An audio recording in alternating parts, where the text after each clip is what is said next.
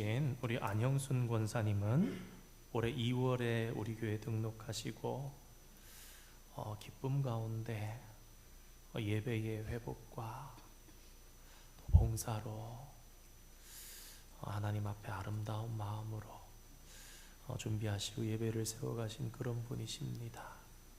권사님의 삶의 가정의 사업장에 오늘 두 번째 초, 오늘은 사랑의 빛인데 예수 그리스도의 귀한 사랑이 충만히 임하기를, 그리고 우리 온 성도들의 가정에 또 이 온 땅 위에 귀한 예수님의 사랑이 충만히 임하고 이 땅에 흘러넘치기를 기원합니다.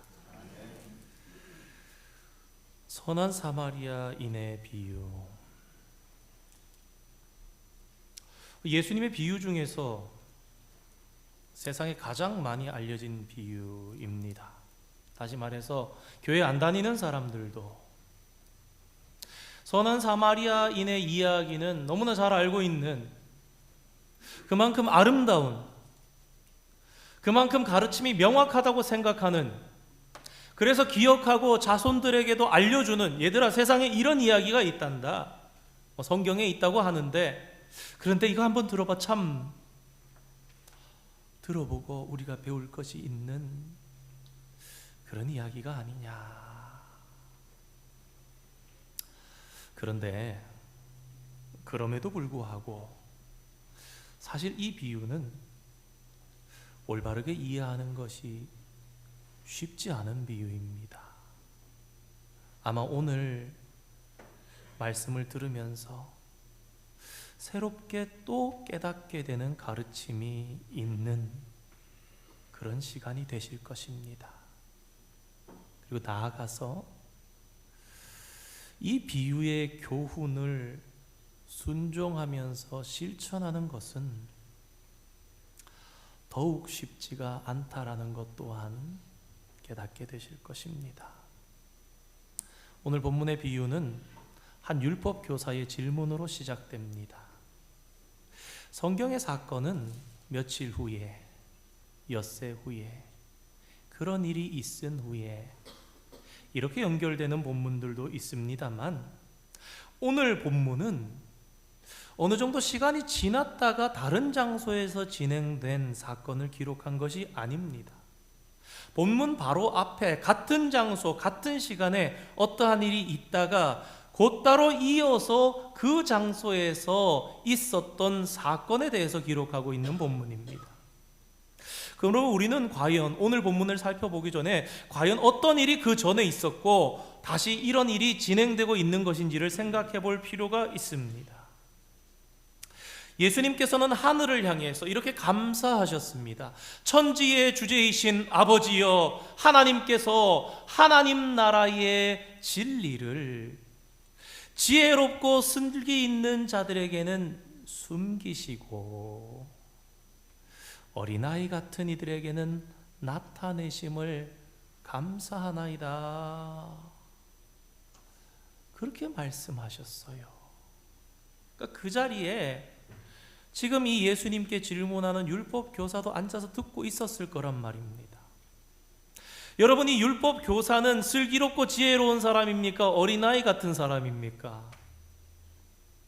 슬기롭고 지혜 있는 사람이죠. 그 똑똑하고 명석한 그가 예수님의 이 기도를 못 알아들었겠습니까? 이건 알아들었습니다. 이 사람 봐라, 우린 못 알아듣는다고, 우리에게 숨겨졌다고, 썩 기분이 좋지 않은, 그러나 그러면서 오랜 경륜 가운데 살아오고 거룩한 척했던 이 율법교사는 제법 평온한 듯한 표정과 겸손한 듯한 태도로 예수님에게 이렇게 질문했을 것 같습니다. 예수님, 그러면 내가 무엇을 해야 영생을 얻겠습니까? 성도 여러분, 세상에서 이것보다 더 귀중한 질문이 있습니까? 영생을, 다시 말해서 구원을, 선생님, 제가 무엇을 해야 구원을 얻겠습니까? 선생님, 제가 무엇을 해야 천국에 가겠습니까? 만약에 어떤 사람이 여러분에게 성도님, 제가 어떻게 하면 천국에 갈 수 있습니까?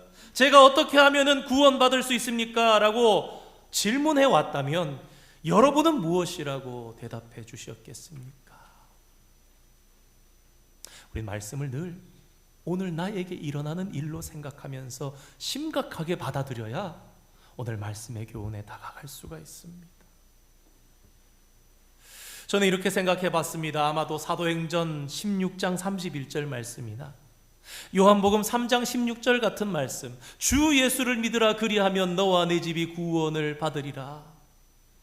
하나님이 세상을 이처럼 사랑하사 독생자를 주셨으니 이는 그를 믿는 자마다 멸망하지 아니하고 영생을 얻게 하려 하심이라. 그렇게 이야기를 해주면서 예수님을 믿으십시오.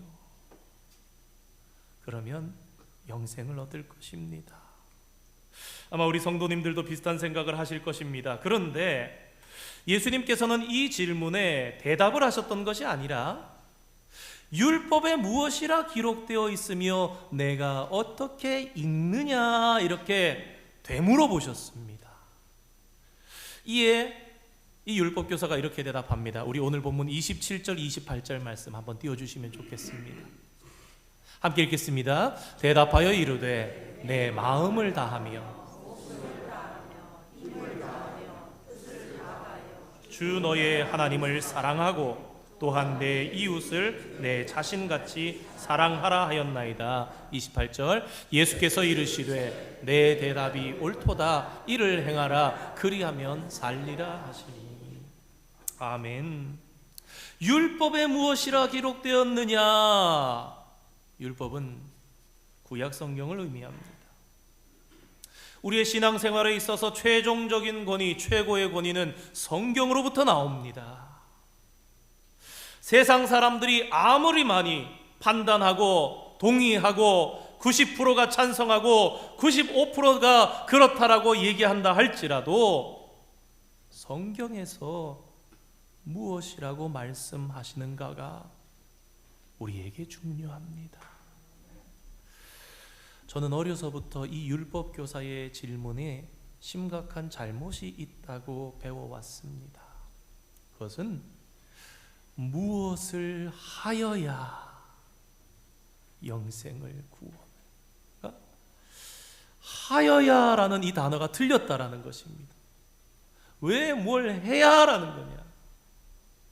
여러분 그렇지 않습니까? 영생은, 다시 말해서 구원은 행함으로 얻는 것이 아니라 오직 믿음으로 우리는 구원에 이르는 것이라고 배웠기 때문입니다. 그런데 이상하게도 오늘 예수님께서는 영생은 무엇을 해야 얻는 것이 아니야, 오직 믿음으로 얻는 거란다, 그렇게 이 율법 교사에게 대답하지 않으십니다. 오히려 우리 눈이 놀랍게 이렇게 말씀을 하시지요. 내 대답이 옳도다. 이를 행하라. 그리하면 살리라. 그러면 이 예수님의 대답은 과연 옳은 것일까요? 우리의 의구심이 듭니다. 결론적으로 말씀드린다면 옳습니다. 예수님께서 말씀하신 것이기 때문에. 여러분, 예수님께서는 선의의 거짓말도 하지 않으셨을 겁니다. 예수님께서는 농담도 하지 않으셨을 거예요. 그것이 오고 오는 세대 가운데 어떤 영향을 미칠까? 늘 진실하게, 늘 참된 것을 말씀하신 예수님. 뿐만 아니라 비유가 끝나는 37절에 예수님께서는 이 율법교사를 떠나보내시면서도 무엇이라고 말씀하십니까? 가서 너도 이와 같이 하라 말씀하십니다. 참 이상하죠. 오늘 본문 말씀을 잘 살펴보면 어떻게 해야 영생을 얻을 수 있느냐는 질문으로 오늘 본문 말씀이 시작되는데, 너무 이상하게도 단 한 번도 믿으라라는 말이 나오질 않습니다. 혹 예수님께서 반어법을 쓰신 것은 아닌가? 이를테면 이런 것이지요. 그래, 어떻게 해야 영생을 얻을 수 있냐고 네가 묻느냐? 내가 이렇게 대답할 테니까 가서 열심히 해봐. 열심히 살아봐. 되나 안 되나? 안 되지. 그리고 돌아오면은 그래 봐봐. 영생은, 다시 말해서 구원은 무엇을 행함으로 얻는 것이 아니라 믿음으로 얻는 거야, 이렇게 하시려는 의도로 그렇게 대답하지 않으셨습니다. 예수님은 정말로 그래 가서 너도 선한 사마리아인처럼 행하라, 그렇게 말씀하신 것입니다. 영생을 얻으려면 너도 선한 사마리아인처럼 행해야 한다. 그렇다면 과연 성경은 예수님을 믿음을 통해서 우리가 구원 얻는다고 수도 없이 말씀하고 계시는데, 왜 오늘 본문에서는 하나님을 사랑하고 이웃을 사랑해야, 다시 말해서 이 일을 행해야 우리가 구원을 얻는다, 우리가 영생을 얻는다, 그렇게 말씀하시는 것일까요? 우리 함께 이 말씀을 좀 더 자세히 생각해 보기를 원합니다. 여러분, 믿음이 무엇입니까? 우리 몇 개월 전에 믿음에 대해서 간단하게 한 문장으로 말씀드릴 수 있는 것이 아니라는 말씀을 드렸었습니다. 다시 말해서 기독교의 교리가 있지요. 장로교가 믿는 신앙 고백이 있습니다. 그것에 목사님 전 동의합니다. 그거 제가 받아들입니다. 그것이 믿음인가? 아니라는 것입니다.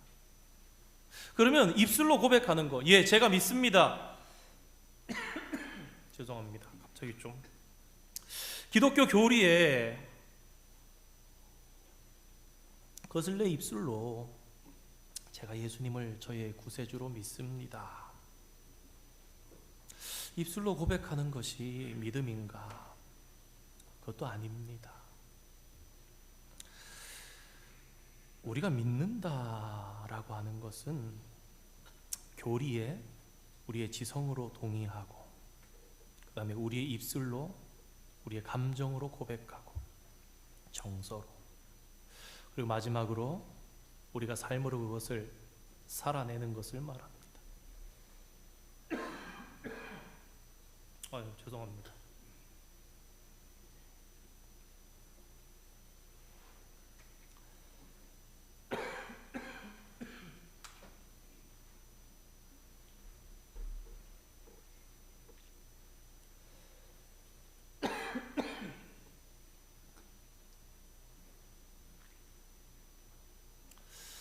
감기 없이 지내고 있는데 땡스기빙 며칠 내놓고는 지난주 추웠던 21도, 22도 이런 날도 새벽기도 마치고 늘 1시간씩 뛰고, 왜냐하면 이 연말 중요한 시즌에 아프면 안 되니까 일도 열심히 해야 되겠지만 저도 몸이 건강하면서 있어야 돼서 늘 겨울에 참 운동하는 게 쉽지 않은데, 또 올해는 안 춥게 그래도 잘 조깅을 하고 있다, 그렇게 생각을 했는데 갑자기 이쪽 목 뒤에가 살살 간지러운 게 감기 그런 것 같지는 않습니다. 죄송합니다. 다시 말씀드리겠습니다. 우리 지정의라 그러죠. 사형리에 보면 우리가 믿는다는 것이 무엇인가, 내 지식으로 동의하고, 나의 정서, 감정으로 고백하고, 그리고 내가 의지를 가지고 그것을 살아내는 것, 이것이 우리의 믿음이다, 그렇게 말합니다. 성경이 가르쳐주는 믿음은 또 다른, 이렇게도 표현할 수 있을 것입니다. 사랑을 통해서 일하는, 그러니까 갈라디아 5장에 바울이 얘기하고 있는 사랑으로 역사하는 믿음, 그것이 우리의 올바른 믿음이다. 기독교의 핵심은요, 십자가의 사랑입니다.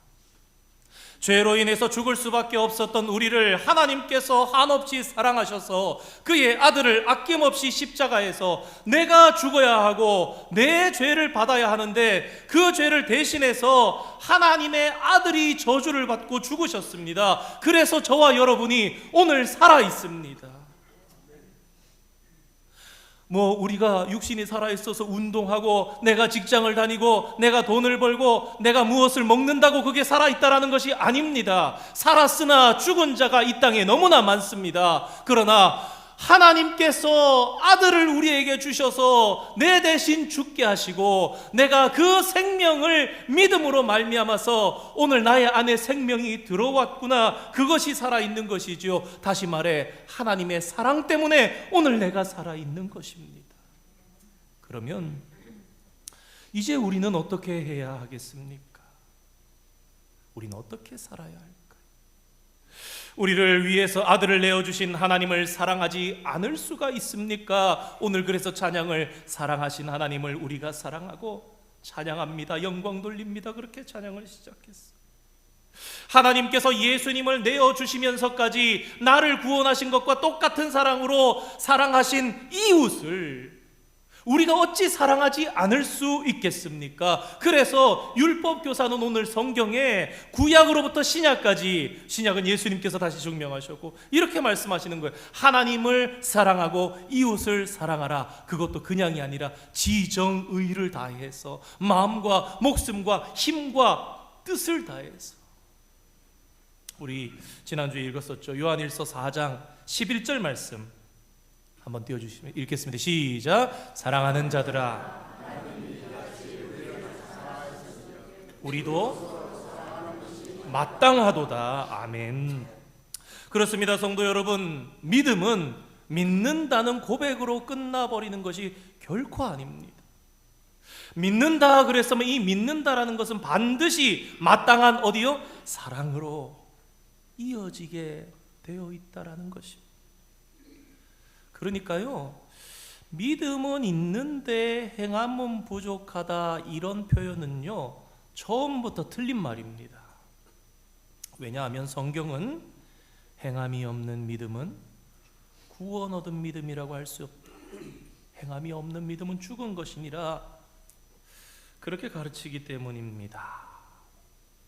그러나 필요 조건, 필요 충분 조건, 충분 조건 있는 것처럼 이게 성립한다고 여기 반드시 성립하는 게 아니죠. 이것은 행함이 구원의 조건이라는 의미가 아닙니다. 우리는 성경에 지금까지 가르침을 배워왔던 것처럼 오직 믿음으로만 구원을 받습니다. 그리고 이 믿음에 어떠한 것도 덧붙일 수가 없습니다. 그런데 중요한 것이 왜 오늘 예수님의 이 말씀도 맞을 수 있느냐? 그 믿음이 참된 믿음이라면, 그 믿음이 구원받는 믿음이라면, 그렇다면 그 믿음은 반드시 무엇으로 연결되게 되어 있다고? 하나님을 사랑하고 이웃을 사랑하는 행함으로 연결될 수밖에 없다. 동전의 양면 같은 것이다. 하나님을 믿는다면, 예수를 믿어 구원받았다면 그 사람은 하나님을 사랑할 수밖에 없고 이웃을 사랑할 수밖에 없다. 그래서 예수님께서는 내 대답이 옳도다 그러면서 저는 이 말씀이 레위기 18장 5절의 말씀이 생각났습니다. 사람이 일을 행하면 살리라. 일을 행하라. 그리하면 살리라. 어디 해보려면 해봐라. 잘 되나? 그렇지, 네가 믿음으로밖에 될 수가 없지. 그런 말씀을 하셨던 것이 아니라 진정으로 그를 사랑하셔서 말씀하셨지요. 그런데 율법교사가 오늘 본문을 보면 하나의 질문을 더 던집니다. 우리 함께 오늘 본문 29절 말씀 한번 띄워주시겠습니까? 읽겠습니다. 시작. 그 사람이 자기를 옳게 보이려고 누구일까? 아멘. 좀 이상한 질문 같죠. 이웃이 누군지도 모르는 사람이 있냔 말입니다. 내 앞집, 내 옆집, 내 뒷집, 내 옆옆집, 내 앞앞집 뿐만 아니라 우리 솔주베리에 사는 사람, 우리 이웃들, 지구촌 이웃들. 그런데 지금 이 사람은 내 이웃이 누구입니까? 그러면서 칭찬받으려고. 유대인들은 성경을 네 덩이로 나눕니다. 하나님의 절대 변할 수 없는 최고의 권위의 말씀을 토라라고도 하고 하가다라고도 합니다. 그리고 생활 규범 일상적인 것에서 할라카라고 하는데, 이 할라카에 의하면은 미시나도 있고 이렇게 나누지만 우리가 뭐 그러기에 대해서는 뭐 우리가 성경론에 대해서 배울 때 하면 되겠고요. 유대인은 유대인만 이웃이라고 그렇게 가르쳤다고 합니다. 그러니까 이스라엘 사람이 아니면 이웃이 아니라고 생각한 것이고, 이스라엘 중에서도 북이스라엘과 남유다로 나눠진 이후에 지금 다시 이 신약의 시대를 살고 있는 사람들은 사마리아인도 아니라고 믿으니까 유대인만 이웃인 거예요. 지금 이 사람은 자기가 살아온 삶을 자랑하려고 내 이웃이 누구냐고 물었습니다. 그리고 그것 때문에 그 속마음을 말씀 안 해도 그 사람의 마음과 생각을 아시는 예수님께서는 최고의 비유, 온 세상 사람들이 아름답고 사랑하는 비유, 선한 사마리아인의 비유를 시작하셨습니다. 우리 30절 말씀 함께 읽어보겠습니다. 시작. 예수께서 대답하여 이르시되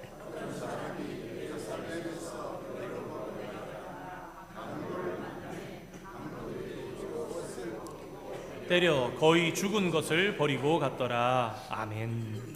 이 예루살렘에서 여리고는요 굉장히 가까운 거리입니다. 우리가 마태복음 상경기를 통해서도 볼 때 이 여리고에서부터 이제 예루살렘 올라가는 길은 수많은 사람들이 운집해서 왜 유월절 지키려고 같이 올라가는 거예요. 그런데 이 예루살렘에서 이 여리고로 가는 길이 별명이 있습니다. 한국말로는 혈로, 피혈자에다가 길로자, 피 흘리는 길이라는 것이죠. 여러분, 이 여리고는요 굉장히 상업이 발달한 도시입니다. 고대부터. 예루살렘에서 여리고 가까우니까 오고 가는 사람도 많을 거고, 여리고로 가면 뭘 사오는 사람이죠. 그 여리고에서 나오는 사람은 돈을 가지고 나올 수도 있고 물건을 가지고 나올 수도 있죠. 그러니까 강도가 자주 출연했던 거예요. 야, 돈 내놔. 야, 물건 내놔. 그러니까 오늘 본문의 이야기는 얼마든지 실제로 수도 없이 있었던 일 중에 하나를 예수님께서 예를 드신 것입니다. 어떤 사람이 강도를 만났습니다. 강도들은 그 사람의 옷을 벗기고 때려서 거의 죽게 만들어 놓았다고 말합니다. 영어 성경을 찾아봤더니 half dead, 반 죽여놨다, 그런 얘기죠. 그리고 버리고 간 거예요. 죽지는 않았는데 그냥 두면 죽을 지경이다. 31절 32절 말씀에 마침 한 제사장이 그 길로 내려가다가 그를 보고 피하여 지나가고, 또 이와 같이 한 레위인도 그곳에 이르러 그를 보고 피하여 지나가되. 여러분, 우리는요 이 말씀을 읽으면서 이상해야 합니다. 심각해야 합니다. 아니 어떻게 사람이 죽어가는 사람을 보았는데 피해서 지나갈 수 있느냐. 그런데 우리의 눈이 더 휘둥그레해지게 만드는 것은 지나가는 그 사람이 제사장입니다. 그 사람이 레위인입니다. 성전에서 제사를 드리기 위해서 거룩하게 몸을 구별하고 준비해야 되는 사람, 성전에서 하나님께서 맡겨주신 성전의 기물들을 닦고 씻고 준비하고 옮겨줘야 되는 그 레위인이 그냥 지나갑니다. 우린 보통 여기에 집중하지요. 그런데 우리가 더 놀라야 할 부분이 있습니다. 예수님께서 두 가지 예나 지금 들고 계시다는 거예요. 제사장이 그냥 지나갔네. 야, 레위인이 온다. 어이구, 레위인도 그냥 지나가네. 이 얘기를 할 때 첫 번째 제사장이하고 그 사람 중에 그럴 수 있다 그럴지라도, 물론 제사장이 그래서는 안 됩니다만, 이 이야기에 대해서 오늘 율법 교사가 예수님 모함하지 마십시오. 아니 어떻게 제사장이, 아니 우리 유대인 레위인이 그럴 수가 있습니까? 모함입니다. 사과하십시오. 이거 잘못된 겁니다. 이렇게 반문하지 않습니다. 다시 말해서 왜 반문하지 않았을까? 이 율법 교사는 그렇지, 잘했네, 당연하지, 그렇게 생각하고 있다는 거예요. 지금 이 강도당한 사람은 옷을 벗겼으니까 이 사람이 유대인인지 이방인인지 사마리아인인지는 모릅니다, 아무도. 그리고 이 사람은 또 이제 율법교사는 이해하고 있는 거예요. 율법 지키기 위해서 실제로 그들은 그러고 지나갔을 거야. 제사장들은 시체를 만지면 안 됩니다. 레위기 21장 이하에 나와 있는 율법을 범하지 않으면, 그러니까 다시 말해서 성경의 말씀을 지키지 않으면 이 사람을 살릴 수가 없다라고 생각했을 것입니다. 그런데 오늘 본문을 더 자세히 보면 사실은요, 이 사람들이 지나가는 방향이 예루살렘에서 여리고로 갑니다. 예배를 준비하러 올라가는 게 아니라 예배 드리고 직무 마치고 내려가는 길이라는 것입니다. 핑계죠, 사실은. 물론 이들은요, 강도짓을 하지는 않았습니다. 제사장과 레위인은요, 도둑질을 하지도 않았습니다. 그저 보고 피해서 간 겁니다. 그러나 성도 여러분, 우리는 진지하게 생각해 봐야 합니다. 죽어가는 사람을 모른 척 버려두고 가는 그것이 과연 율법과 하나님에 대한 충성인가? 그런데 이제 이 율법교사를 포함한 유대인들이 사람 취급도 하지 않았던 한 사마리아인이 등장합니다. 이 사마리아인은 그를 보고 피해 지나가지 않고 보고 피하여 가고 그랬는데, 보고 불쌍히 여겨. 자, 우리는 그래서 오늘 본문에서 아주 중요한 반대말을 발견하게 됩니다. 예수님께서 보여주기 원하셨던 반대말. 오늘 본문에서 불쌍히 여기다의 반대말은 미워하는 게 아닙니다. 불쌍히 여기다의 반대말이 뭐죠? 피하여 지나가다. 그렇죠? 똑같이 봤어요. 피하여 지나간 것과 불쌍히 여긴 이 두 가지가 있는 겁니다. 이게 반대말이죠. 어떤 사마리아 사람은 여행하는 중 거기 이르러 그를 보고 불쌍히 여겨 가까이 가서 기름과 포도주를 그 상처에 붓고 싸매고 자기 짐승에 태워 주막으로 데리고 가서 돌보아 주니라. 성도 여러분, 이 사람은요, 보고 지나가고 보고 불쌍히 여기고 이것만 해도 차이가 정반대라고 말씀하는데, 불쌍히 여긴 거기서 끝나지 않았습니다. 올리브 기름을 발라주고 포도주를 거기에 부어 상처를 싸매주고 자기의 짐승에 태워서 주막으로 데리고 갑니다. 응급처치를 한 것이요, 보호해주고 감싸주었습니다. 그런데 주막에만 데려다주고 끝난 것이 아니었습니다. 여행 중이었던 그의 일정을 포기하고 이틀을 돌보아 주다가 불쌍히 여기는 그 마음이 미리 돈을 내고 한 달치의 방값을 내면서 주인장 좀 돌보아 주시오. 만약에 비용이 더 든다면 내가 올 때에 다 갚겠습니다. 성도 여러분, 불쌍히 여기는 것으로 끝나는 믿는 자가 많습니다. 우리는 안 그랬다고 결코 부정할 수는 없을 것입니다. 한국같이 대중교통이 발달한 곳에, 큰 도시에는 지하철 가다가 불쌍한 사람을 만나면 아이고 마음이 동해서 이렇게 가진 것을 나눠줍니다. 그리고 가다가 또 만나면 아유 이젠 한 사람 도와줬으니까 오늘은 아유 미안하지만 당신은 미안합니다 그냥 갑니다 그러기도 하고, 아유 내가 오늘 바빠서 사정이 안 되니까, 그러면서 이 이중성이 있죠. 교회 안에 꼭 다 그런 것은 아닙니다만 도와주지는 않으면서 기도할게요 기도할게요라는 말이 아무 소용없다는 말이 아니라, 때로는 이 기도하겠습니다라는 말이 나의 죄책감을 떨쳐버리는 도구가 얼마든지 될 수 있다라는 것입니다. 받는 사람은 감사할 수 있습니다. 아이고 기도해 주신다니, 우리 성도님들도 그래요. 기도해 주신다니 목사님 너무 감사합니다.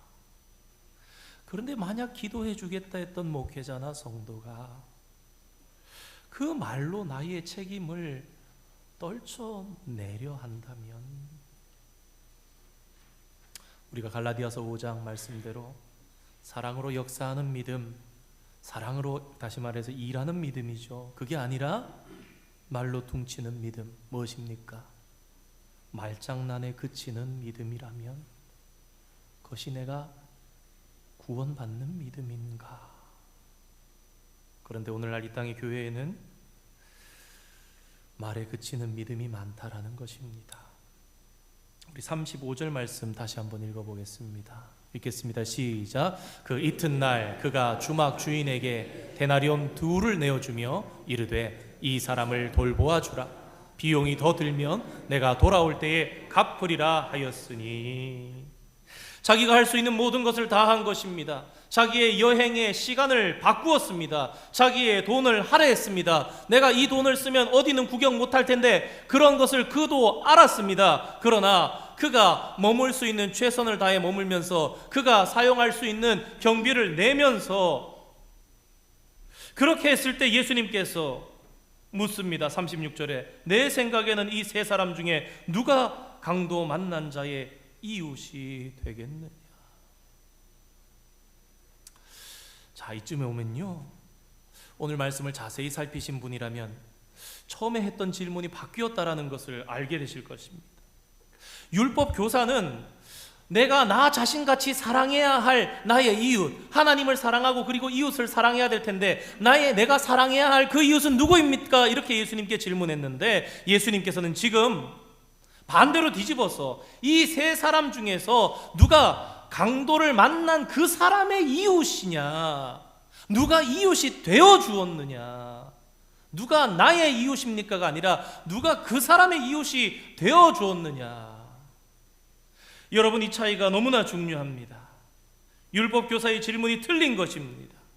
왜냐하면 우리는 내가 사랑할 이웃을 고를 자격이 없다고 주님께서 말씀하시기 때문입니다. 그저 너는 누군가의 이웃이 되어주라. 이웃을 내 자신같이 사랑하라고 말씀하신 하나님의 뜻을 실천한 것은 네가 골라서 누구는 사랑하고 누구는 사랑하지 않는 것이 아니라, 어떤 성도는 좋아하고 어떤 성도는 미워하는 것이 아니라 모든 성도를 사랑하고 모든 사람을 사랑하라는, 지하철에서 지나가다가 첫사람 만나고 둘째 사람 만나도 아이고 저 사람도 불쌍히 여기는 내 마음이 있어야 하는, 내가 무엇을 포기하더라도 그 사람에게 말로서가 아니라 마음으로서가 아니라 다시 한번 표현해주는, 혹 그게 안 된다면 손이라도 한번 따뜻하게 잡아줄 수 있는, 미안해요, 내가 오늘 좀 나눠야 되는데 오늘 제 주머니가 지금 이래서 미안합니다, 줄 것이 그냥 나 허그라도 한번 해줄 수 있는, 사랑을 베푸는 이웃이 그저 그런 이웃이 되어주라. 사랑하는 성도 여러분, 우리는 대강절 2번째 주일을 맞았습니다. 지난주 말씀드렸던 것처럼 이제 우리는 감사의 계절을 보내고 사랑의 계절에 들어왔습니다. 이 대강절에 행해야 할 우리의 마땅한 준비는 사랑입니다. 특별히 우리의 도움을 필요로 하는 자들에게 하는 것, 우리 지난주 말씀드렸던 마태복음 25장 34절 이하에 헐벗은 자, 줄인 자, 목마른 자, 갇힌 자, 그들에게 하는 것을 예수님께서는 내게 한 것이구나. 그러므로 성도 여러분, 오늘 저와 여러분이 예수님 말씀하시는 선한 이웃이 되어주시기를 예수님께서는 그렇게 오늘 우리에게 부탁하시는 것입니다. 그것이 오늘 우리에게 원하시는 예수님의 뜻입니다. 우리 함께 그런 의미로 37절 말씀 우리 마음을 담아서 한번 읽어볼까요? 읽겠습니다. 시작. 이르되 자비를 베푼 자니이다. 예수께서 이르시되 가서 너도 이와 같이 하라 하시니라. 아멘. 여러분 한번 생각해 보십시오. 예수님께서 이 땅에 오시기 전에 유대인들은 그 제사장과 레위인 같은 사람들이었단 말이에요. 보고 지나가는 사람이었는데 예수님 이 땅에 왜 오셨느냐? 보고 지나가는 사람이 아니라 변하여서 보고 불쌍히 여기고, 근데 여기만 있는 것이 아니라 사랑으로 역사하는 믿음, 사랑으로 행하는 믿음이 저 제사장과 저 레위인 같았던 옛사람을 벗어버리고 새 사람으로 변하여 사마리아인이라 할지라도 이렇게 사랑해주는 그 사람이 네가 되라고 내가 내 생명을 버렸다. 내가 너에게 생명을 주었다.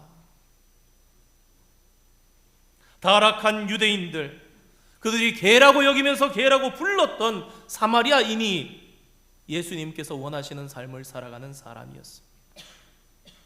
그런데 성도 여러분, 오늘 본문 말씀에서 우리가 한 가지 더 생각해야 할 것이 있습니다.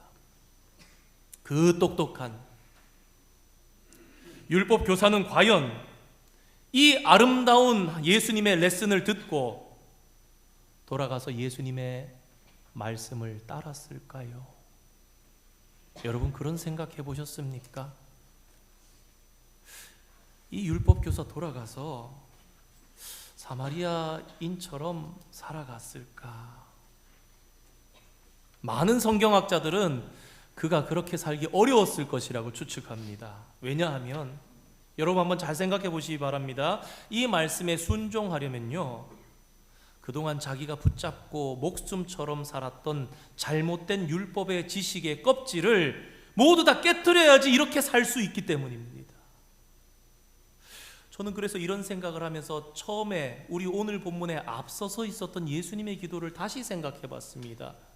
천지의 주제이신 아버지여 감사하나이다. 지혜롭고 슬기로운 자들에게는 이 하나님 나라의 진리를 숨기시고, 지혜롭고 슬기로웠던 율법 교사는 이 숨겨졌다라는 것은 알아도 행하지 못하는 것은 참된 삶이 아닌 거예요. 여전히 그의 삶에 숨겨져 있는 것입니다.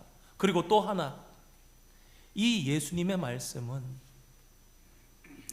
과거의 역사에서 있었던 말씀이 아니라 살아있는 하나님의 말씀이라면 오늘 우리에게 되물으시는 예수님의 음성이 되어서 들려야 한다는 것이죠. 그러면 오늘의 본문은 우리에게 그 속에서 예수님께서 무엇이라고 말씀하십니까? 오늘 2024년 12월 8일 대강절 두 번째 주일을 맞으면서 예배하고 있는 우리를 향해서 주님이 이렇게 말씀하십니다. 이렇게 물으십니다. 하나님을 사랑하고 이웃을 사랑하는 것이 영생의 길, 구원의 길이라고 믿고 있는 너는 정말 하나님을 사랑하고 또 이웃을 사랑하고 있느냐? 오늘날 우리 그리스도인 중에 많은 이들이 사회로부터 외면을 당합니다. 왜 그럴까요? 진정한 그리스도인이라면 하나님의 말씀과 진리를 지키기 위해서 끊임없이 자신과 교회와 세상을 개혁해 나가야 하는데 그런 모습이 별로 없다라고 느껴지기 때문일 것입니다. 레위인과 제사장과 율법교사가 자신의 이 껍질을 깨뜨리지 않으면 하나님의 말씀에 결코 순종할 수 없듯이 오늘 우리도 하나님의 말씀으로 날마다 나 자신을, 나의 생각을, 나의 가치관을 깨뜨려야 날로 더욱 새롭게, 날로 더욱 귀하게 바뀌어가는 것입니다. 이기적이고 탐욕적인 세상에서 십자가의 희생정신으로 세상 모든 사람들에게 선한 이웃이 되어야 하는 것이 예수님께서 그 2000년 전에도 오늘도 우리에게 동일하게 원하시고 계신 모습이란 말입니다. 그러므로 이 대강절 주님을 진정으로 기다리는 참모습으로 예수님께서 기뻐하시고 예수님께서 마지막 날 우리를 맞아주시기를 원하시는 그런 성도의 모습은 바로 참 이웃이 되는 것입니다. 우리 안에 이런 구원받는 참 믿음이 있어서 오늘 말씀 제목처럼 가서 너도 이와 같이 행하라, 그렇게 사랑을 행할 수 있는 주님의 제자, 주님의 자녀, 저와 여러분이 그런 사람으로 변할 수 있기를 주님의 이름으로 축원드립니다. 함께 기도하겠습니다. 거룩하신 하나님, 오늘도 우리를 사랑하시며 믿음의 길로 인도해 주시니 감사드립니다. 대강절 두 번째 주일을 맞으면서 구원받은 하나님 자녀의 참모습, 예수님께서 진정으로 기뻐하시는 성도의 모습은 어떠한 것인지 다시금 말씀을 통해 마음에 담아봅니다.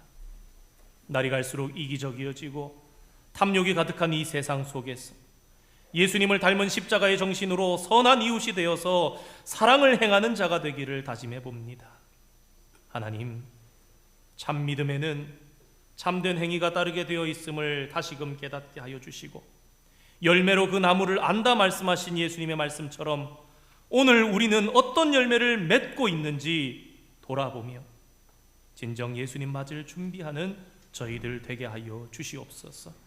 주님 다시 오실 때에 내가 기뻐하는 아들이, 내가 기뻐하는 딸이 여기 있구나, 그렇게 주님의 칭찬받으며 주님 기뻐하시는 모습을 바라볼 수 있는 저희들 되게 도와주시옵소서. 예수님의 이름으로 기도드립니다. 아멘. 우리 함께